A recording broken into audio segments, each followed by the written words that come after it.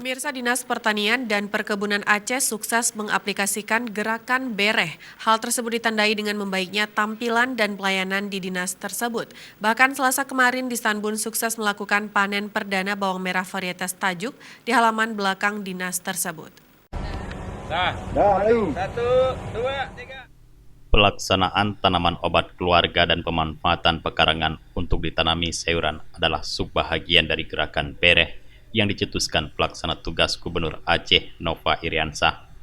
Gerakan Bereh sukses dilaksanakan di Distanbun Aceh dengan pemanfaatan pekarangan kantor dengan menanam berbagai jenis sayuran dan tanaman obat keluarga.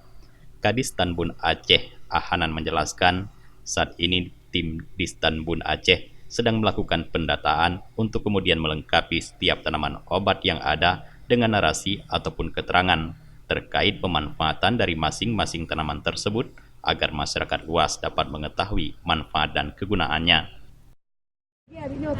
Program Bereh itu kita laksanakan di Dinas Pertanian Perkebunan terkait dengan tanaman obat. Tanaman obat atau toga yang ada di Dinas Pertanian Perkebunan selaras juga dengan program Kementerian Pertanian yang kita laksanakan di setiap unit kerja kantor Dinas Pertanian Perkebunan, termasuk yang di unit 2. Kemudian di sini juga kami sampaikan bahwa ada tanaman-tanaman obat yang nanti akan dilengkapi daripada manfaat daripada setiap tanaman itu untuk kebutuhan obat-obatan.